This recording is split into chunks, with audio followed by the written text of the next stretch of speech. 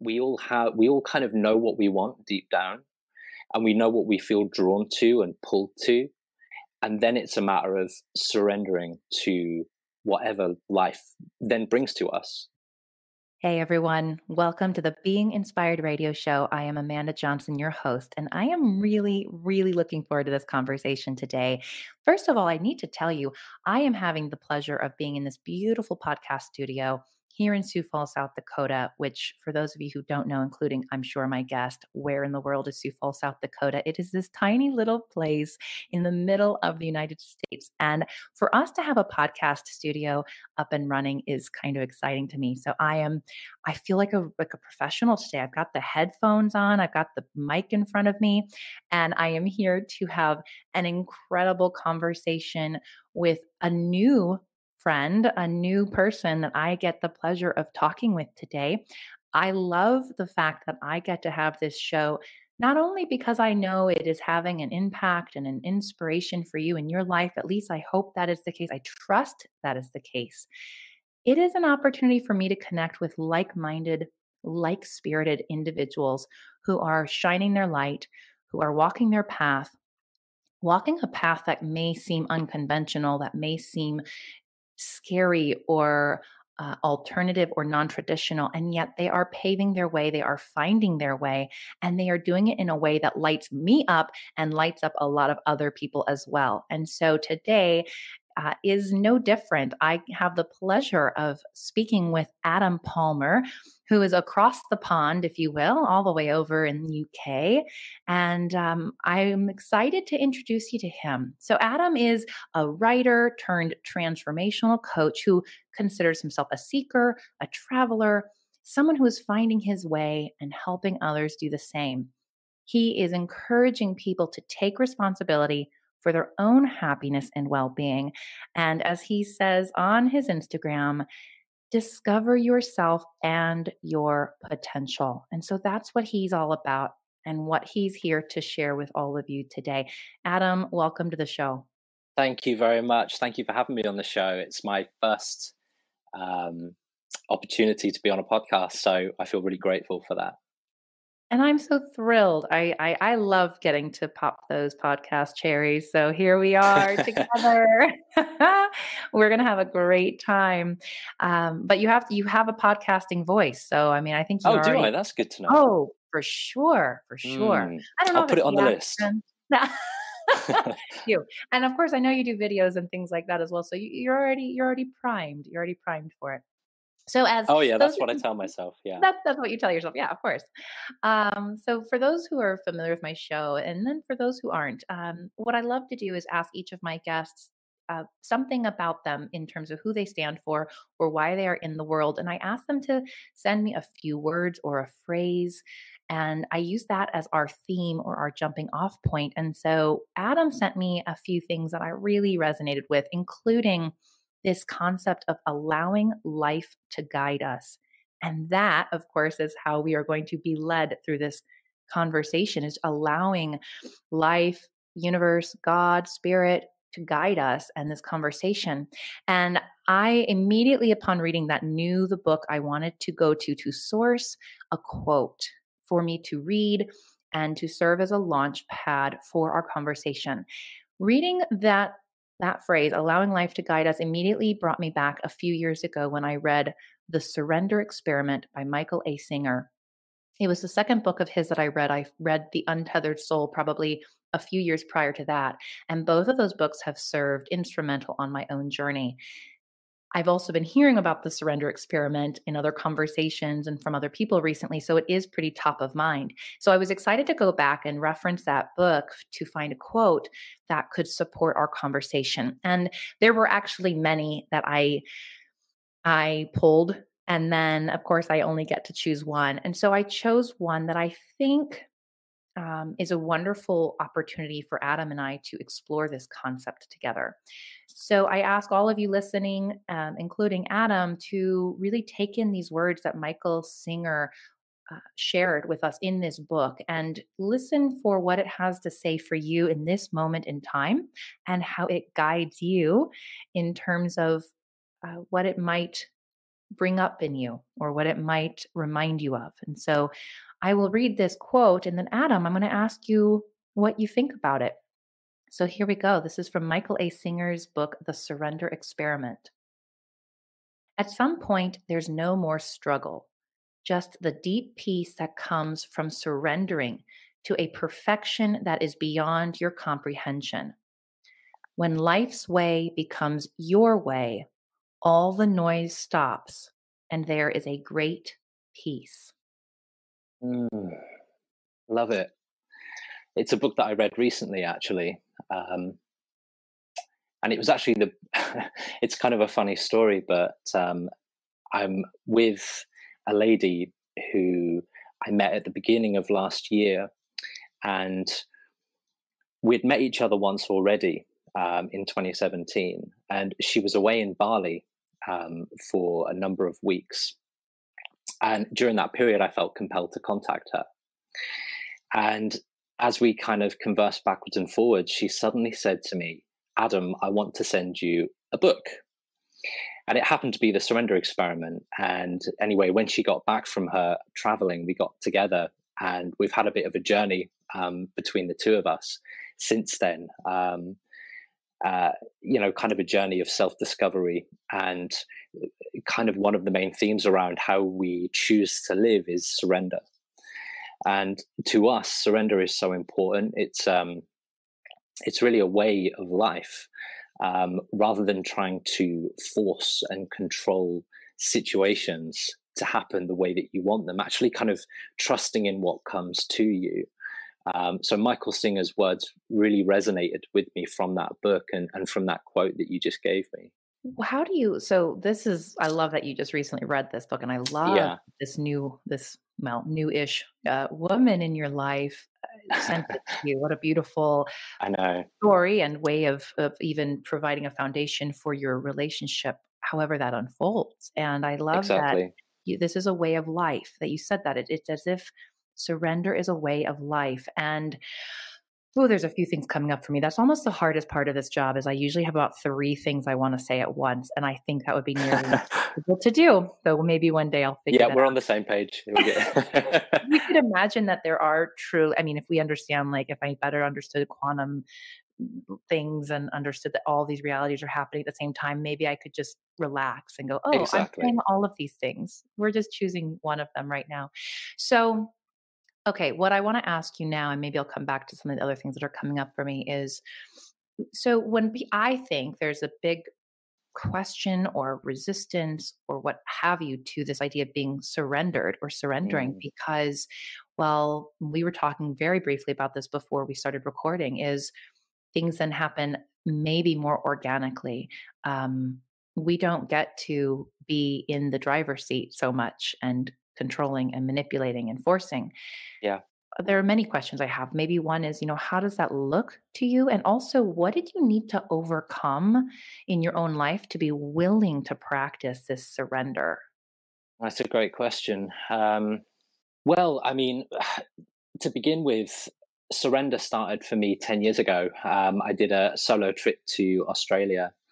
Um, Prior to going, I was really kind of not happy with my life, not happy with my work, not happy with my lifestyle. And I remember feeling as though I just needed to pick myself up, kind of throw myself out into the world, land somewhere, pick myself up and start again. And that happened to be Australia, and it was Australia because I had a friend who had told me that he'd been, and I love it, and I checked out a few pictures, and so it was the obvious place for me to go to. And when I arrived to Australia on my own, I remember thinking, this feels like a clean slate now, and I get to be whoever I want to be. And I remember kind of having a conversation with myself or with life, and saying, I want to be shown the way. I want to be shown the truth. I want to know who I am, and I'm prepared to let go of everything that I think I was to figure out who I am and what I believe, and what life has to offer. And in doing that, the 6 months that I was in Australia, it changed me completely. It woke me up. I learned who I was, what I believed in, and really by the end of it, I came away without fear. You know, I kind of felt like I could do anything, and since then, it's learning to kind of rekindle that same attitude of being able to kind of have a relationship with life and asking life, you know, what is it that I need? But there was always an intention, and that was to change, you know. And I think that we all kind of know what we want deep down, and we know what we feel drawn to and pulled to, and then it's a matter of surrendering to whatever life then brings to us, almost Yeah. setting a Yeah, yeah. almost setting like an internal radar for what it is that you want. So that is where this gets so juicy to me. And so you brought me right back to the other thing I wanted to say, of course, because that's how this happens is a few years ago when this book presented itself to me, I was equally studying a life coach training program at the same time. And we were talking a lot about the law of manifestation and law of attraction and all these concepts. And I felt at that time in my life, I have a slightly different perspective now on all of it. But at the time, I thought, well, which is it? I thought it Yeah, had to be one or the other. I yeah. thought, okay, so do I need to manifest, which at that point and still to this day sometimes feels like manipulation, control, and forcing, Mm, or am I to step back, and allow and surrender? And those felt like two different approaches to life. yeah. Now, I don't think that's necessarily true. However, I think they still can be two different approaches based on the person and the individual and how they show up for those ideas or those concepts. But what I heard you say was that you needed to, in a sense, get out of your own way. And so you started to surrender and see what is life bringing to me. However, I also heard you say that you deep down had a desire and you had Mm. an intention. So how do you reconcile these two seemingly disparate ideas? And maybe they aren't in your mind. I'd love to hear more about that. But at least in my perspective, and at some point on my journey, I wasn't clear how one, if those two things, to surrender and to manifest, are opposing, or Yeah. if they are one and the same. What are your thoughts on that? Yeah, no, exactly. You know, you could want something, but be afraid of having that thing. And you have to surrender to have the things that you want. You know, you have to surrender through the fear. I think it's a great question because it's something that I've definitely contemplated a lot about, this idea of kind of forcing things and surrendering. And I think we all feel pulled towards something. That's certainly what I've learned in my experience is that there's things that are important to us and that we feel maybe passionate about. And there are many things that we can be passionate about. We can have several passions, and you know, I think people often think that there's only you can only have one passion.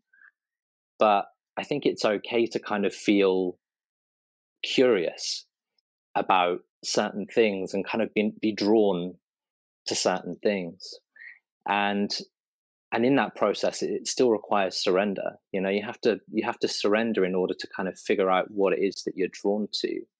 But then once you know what you want, or you have an inclination towards something specific, then that's when you need to kind of have the courage to step forward and do the thing that you want to do, but also be able to surrender, and be open to what comes up, you know, and look upon life as more of an adventure rather than a struggle.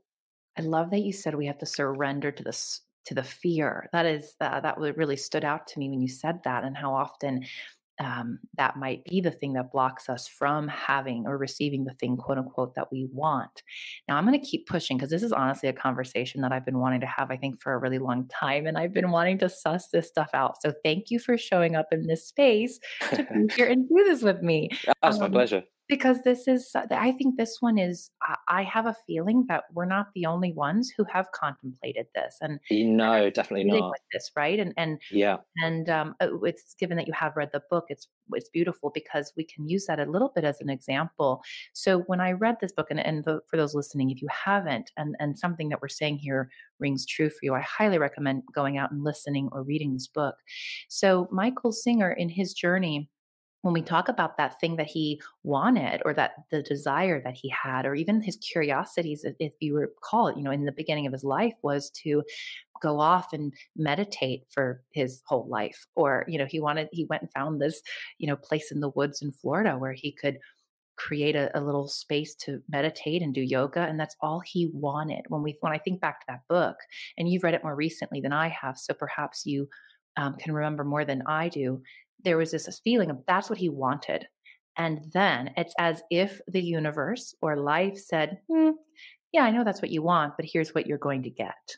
And he Yeah. started, these people came into his life, and then this business made itself known. And then he started learning about computers and building health. I mean, these incredible things that from the beginning, I literally was in awe listening to his story, thinking, how the heck are you now the CEO, president of like a multi-million billion dollar company, right? Yeah. After you were like the guy who came into class with no shoes on and was like, yeah, I'm just going to kind of show up and do my thing because really meditation's where I want to be. So how are you kind of wrestling or grappling with these ideas of we have something that we want, like Michael Singer wanting to meditate and do yoga all day, every day. And then the Mm, universe comes in and says, and here's what you get. What is yeah. that like? What do you think about that? Yeah. And interestingly, I think he's still that kind of guy that walks around barefooted, Probably. which is wonderful. He's non-negotiable. He knows who he is and how he wants to live, and that's really important. You know, because it's interesting what he said in the book about your the dialogue in your brain is mainly about preferences, what we want and what we don't want. And along the way, he kind of resists. He'd say, "Oh, I don't want to do that," but something would be presented to him, and he'd go, "Okay, well, I'll do it. I'm just going to surrender to it." But along the way, there were certain things that he was drawn to, like stepping into the shop and seeing the personal computer, and thinking, and for some reason, just going, "I want it. I want to buy it." And I think there's something to that. I think there's something about um, being drawn to something rather than dictating everything by your preferences, Mm. but also being very, very grounded in who you are as well, and kind of being non-negotiable about that. So yeah, because I'm sitting here thinking, I can sit down and say, yeah, this is where this whole concept gets so muddled in my mind at times when I allow it to, Yeah, because I can sit here and say, we hear about being clear about our intentions, clear about our desires. If we aren't clear, then it's mixed messages or mixed signals for the universe, God, whatever you want to call it, however you choose to believe.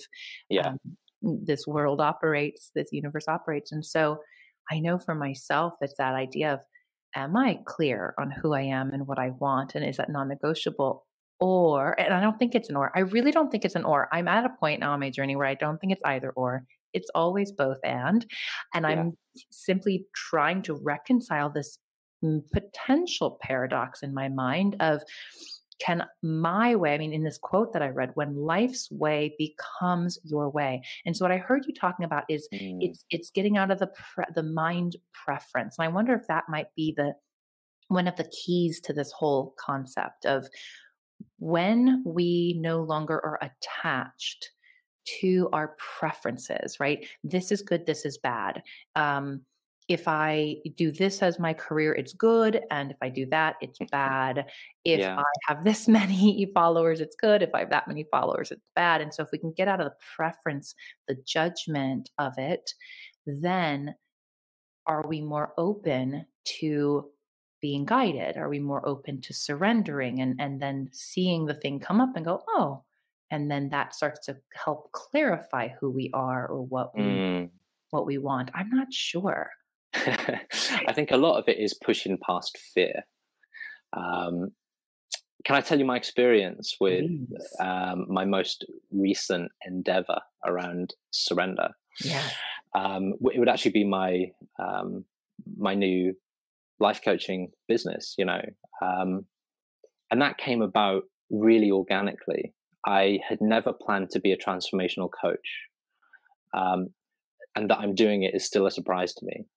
But I love it, and it makes complete sense that I'm doing it. So it wasn't something I necessarily asked for. I surrendered enough to get here, and now I'm doing it. It makes sense that I'm doing it. But the reason that I'm doing it is because I'm a writer, and I've spent the last 10 years since that trip to Australia writing frequently and contemplating life, and any realizations that I have, I kind of put down on paper. And after 9 or 10 years, a friend of mine who I was sharing my writing with said, well, "Why on earth aren't you sharing this? I mean, this is good stuff." And I said to her at the time, "Well, I often think that, I wonder if people will take something from this writing. I often go back to it when I'm struggling, or if I'm feeling unsure about things." And as a result of doing this writing and knowing that it was something that I needed to share, I decided, well, maybe I will put it out there. And I think this was August 2017. And I did my first post on Instagram. For some reason, I felt drawn to Instagram. Again, there was no real rhyme or reason to it, but I thought, why not? I'll do a post, write an article, submit it, see what happens. And I, got a few followers. And every day I'd post something, and kind of I'd cringe, every time I posted. And I seemed to naturally kind of develop a following. And people would then start contacting me and saying, "Hey, Adam, I read your posts today on, X, Y, and Z. Do you offer advice, or could you give me some advice, or, do you offer mentorship?" And at the time, I'd kind of say, well, no. But I was thinking to myself, why don't I? And it was around the point where I met Amanda, my partner, who's also a coach, and she said, "You should be doing this. Why on earth don't you just do a post saying that it's something that you offer?" And at that point, I kind of just, I dove in. I just trusted in it, surrendered to that idea, and put myself out there. And then I started gaining clients. This has come around really organically. It's not something that I'd ever planned on doing, but I can't think of anything better or that I'd rather be doing. And what's great about it is I also get to do it in my socks. I don't have to wear a shirt and tie. Just like, and I'm grateful for that. That's one of my only requirements, that I don't have to wear shoes when I work. one of your non-negotiables. It sounds like you really do know It's yourself well. exactly. It seemed like an impossible task, but yeah, I seem to have got there. I so value your story and that example, because for me, what it just shed a light on so many things, including how I know this would, I mean, almost seems silly to say it, and for some reason it wants to be said, which is it shows that when we surrender, it's not as if now we're just going to be doing some shitty thing that we never wished or wanted to have done in our lives. Do you know what I mean? No, Like, I you can want, say no. You can say no, and it's important right. that you do say no. Well, yeah. Okay. Well, let's come back to that, because Mm, um, I think that's where I get stumped. yeah, Like, I say this as if I, like, every day I'm like, "I don't get this whole thing." It's like, no, I think I'm at a place now where it's like, "Oh, okay, I see it for what it is." Also, as Ram Dass would say. However, when I'm in a conversation like this, boy, I like to pick it apart. So that's part of why I enjoy these podcasts. So the yeah, fact that we get to say no when we're surrendering, that does, it makes me go, "Hmm?" Because when I think back to Michael Singer's experience, and I'm not saying he is the end all be all of surrender. His story was one version of what surrender looks like, but it yeah, was one that was very compelling to me. And I could be wrong. Please correct me if I am. I feel there was a point where in the book he literally was like, "I will not say no to anything. Like anything that yeah, presents itself to yeah, him, to it, he would say yes to. I mean, whether or not that was like the teaching job or the property or the woman wanting to live with, on his property with him. And I feel like his, because he noticed his mind's resistance to Yes. it. And Yes. that was when he thought, oh boy, I am so resistant to this. I guess I have to say yes. And that is the tricky thing for me, especially when I do hear about how important boundaries are. And I look Yeah. at my own life and I'm thinking, gosh, to myself, I'm like, my life has actually unfolded in a similar way to what you just shared in terms of what I'm doing now in the world. I never would have planned or thought. I allowed it to unfold and I was guided and I said yes and etc. However, there are other things that flow into my life and I think, maybe I'm supposed to say no because I hear other people say if it doesn't bring you complete joy, if it doesn't light you up, if it's not a hell yes, it's a no. All right. So talk to me about this. How do you balance all of that? How do you balance the surrender with the no, with the hell yes? What does that look like? It's important to have boundaries set in place. Not everything can be a yes. And I think if you follow your, I don't often use the word intuition, but if you follow your intuition, quite often you know what the right thing to do is. And quite often we resist things because we're afraid. So I think that's something, when something comes to you and you're asking that question, should I be surrendering to this? I think often we know when it's a no, and we know when it's a, well, yeah, but I'm kind of afraid. Okay. So there's a distinction that I hear you saying that one is Mm, it's a no because it's a no. It's not aligned, it's my boundary, it's my what have you. yeah. And then there's the other which is I'm afraid, and that would be the one to explore and Yeah. say, fear isn't a reason to say no. I'm Uh-huh. going to push you on this a little bit more because I'm really Sure. curious. Where does the preference then come in? So if something's a no for me, Yeah. I'm gonna use my own life real quick as an example. So, for example, I'm at a point where I have clients and I'm making money as someone who helps authors bring their books into the world. And like I said, it's this kind of organic thing that has developed, which I'm very, very excited about. I mean, if my preference is if that's what I get to do all day, every day, fantastic, right? It's Yeah. wonderful. Yeah. And it's not like I forced it or pushed it into being. It unfolded. I was guided. Equally, I let's say I have two other things in my life that show up to also provide me money, Yeah. and one is a catering job, and one is this other content writing thing. Mm, Recently, now these things also I didn't force. Neither, both of them came into my life completely organically, and if one would say by divine alignment or what have you.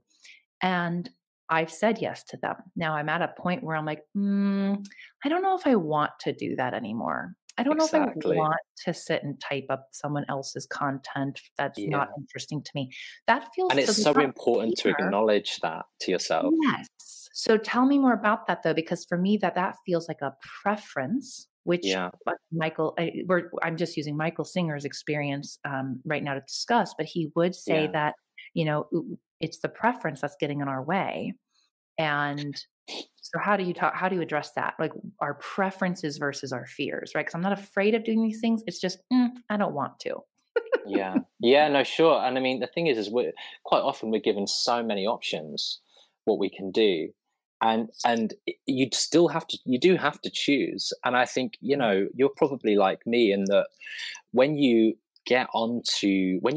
when you get into this kind of zone of surrendering and moving with the tide of things do kind of opportunities come to you that kind of make sense. I mean, at this stage in my journey, you know I'm starting out as a transformational coach. I'm picking up clients. It's going really, really well. And then if somebody comes to me and says, hey Adam, I've got this perfect job for you, in the corporate world doing X, Y, and Z. You'll make good money. It's good hours, etc. But I know that it's something that can take me away from that flow. Then Mhm. for me, it would be a no. I want to, I mean, I think that's probably the best example that I can give you. And I love Michael Singer's kind of take on it, but he was moving in a very certain direction. He was doing his meditations. He had his retreat center. He had people building on his land, but it all flowed. Mm. All of those things were linked in some way. Um, Whereas if something came in really, left field, and it was something that didn't make sense, then for me, it would be a no. Hmm. Or if it was something that didn't come into alignment with my intention or my values, or something that I really just didn't connect with me on a moral level, Hmm. then it would also be a no. So I think it's kind of getting clear about what you're about, and then letting things come to you. I love that, and I kind of at the very end here want to throw a wrench at everything I've said up until this point, which is as I looked at this, what like I started at the beginning saying these seemingly two opposing perspectives of life. One being, we surrender to everything that comes in, and we say yes, and that is that, and we are at great peace with it all, as Michael Singer would say.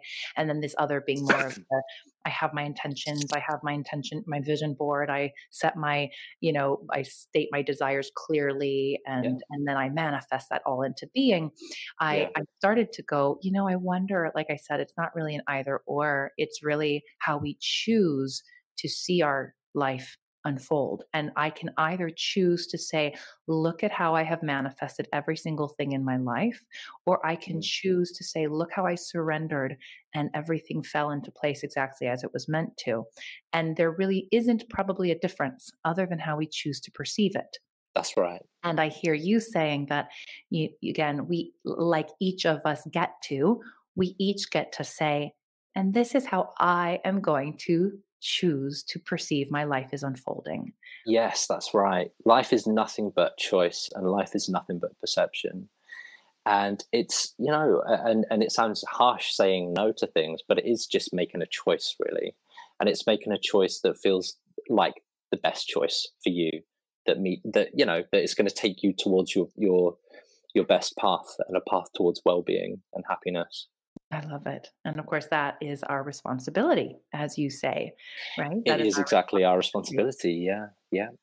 So we don't get to offload that and say, well, it just didn't happen, or Yeah, just didn't come into manifestation because we don't get to do that. We aren't absolved of the responsibility. yeah. So this topic, by the way, like I said, I could probably talk about for about another 4 hours because there's so much to unpack in it. And I'm so grateful for the time we got to explore it, and that we got to just we didn't come to any answers, and certainly we didn't come to any conclusions. But what I trust is that something was said, and something was asked, and something was pointed to, Mm, both for each of us to be with, and for each listener out there to go, let me chew on that a little bit, or let me yeah, explore that a little bit more. Yeah. yeah, yeah, for sure. And the thing is, it's really important for me to remember that I'm just a student, and it doesn't matter if I'm a coach, it doesn't matter if I'm a writer, and that I get to help people and guide people is wonderful. But the only reason that I get to do this is because I'm a student, and you know, I have certain practices, and I do the work, and I do it every day. And getting to be on this podcast is part of the adventure, it's part of the journey. But for me, it's an opportunity to learn. It's so important to give yourself that opportunity. So I'm still working things out as I go. I speak to people that see life very differently to me, and I listen to their way of being. And a lot of the time, the way other people speak, their opinions, they make a lot of sense, and I understand why they live the way that they live. And for me, it's just as a bit of a mystic, I tend to dictate my beliefs based on what I experience. Um, yeah, and that's how I choose to live. I think it's so important to rely on your own experience as a measure of how you live. Yeah, I love that. I love that. Yeah, we get to choose, and we get to give meaning to our lives, right? Yeah, And so how do we choose, what meaning do we choose to give it. Exactly. It's all perception, and we have that Mhm. choice. We have that choice to focus on all of the good in life or all of the bad, Yeah. and it really is just as simple as that. You choose. Well, I love that. And before we are completely complete with our conversation, I like to end with three questions for each of my Sure. guests. And so we will pivot to those to learn more about really what inspires you. And also, this is great um, fodder for fire in terms of, maybe a good recommendation or somebody to go follow or read. So, for those Mm. listening, tune in to hear what Adam might have to share with you that you can also use as your own fuel of inspiration. So, the first question I ask is, who is a source of inspiration for you and why? Oh, there's so many. Right. So, oof. I remember when I got back from my travels. Um, I At that point I kind of felt like, am I the only person that thinks this way and sees life this way now? And before the trip, I picked up The Alchemist by Paulo Coelho, and I hadn't read it. And when I got home, again for some reason, I just felt drawn to read that book. And when I read it, I remember thinking, I'm not alone. This guy had his journey and was detoured and um, taken on a journey which he surrendered to, you know, and he found his treasure. I won't spoil the story, but Paulo Coelho, I remember, was somebody who kind of made me realize that I wasn't absolutely insane for having this kind of perception of life. Um, there are so many people. I mean, every day I'm studying. Sadhguru is somebody I really love, and I saw last year in London. Uh, Maya Angelou. Oh my goodness. I'm reading Muji's book. Um, I have a question that I haven't asked yeah, yeah, when they sure, said this, because sure. there is oh my gosh, there are so many. Oh, Could you like, and I'm asking this slightly like on the spot, of course, but yeah. if you were to look at all these people that are kind of bouncing around in your mind right now, like what is it about these individuals? Because I wonder if there's not like something similar in each of these individuals that is most inspiring to you. So, like, what is that thing, which is Mm. why you are drawn to these individuals? Well, they live life their own way. Mhm. The more I study them, the more I'm connecting the dots between them, and I'm realizing that there are certain patterns and trends of how they live that connect. Um, they're eloquent, eloquent people. They're writers. They're people who are very good at expressing themselves, and they live from the inside out. Um, I should also mention Elizabeth Gilbert, who wrote Eat, Pray, Mhm. Love, is somebody who I've really admired since I read her book. Um, Somebody who, again, takes her journey, owns her journey, gets to share her journey with the world, and she's incredible. If you listen to her in her interviews, she's incredible what she says and how she speaks. And to me, I think, when I was in school, I struggled when I was in school. I wasn't a particularly bright kid. I certainly wasn't eloquent. So for me, it's always been important to kind of develop my intellect and be able to get my point across. I used to stutter every now and again, and get lost in my words and things. And so it's a constant evolution for me. But those guys really represent to me, first of all, they're people that I really understand, and they're kind of people who I aspire to be like.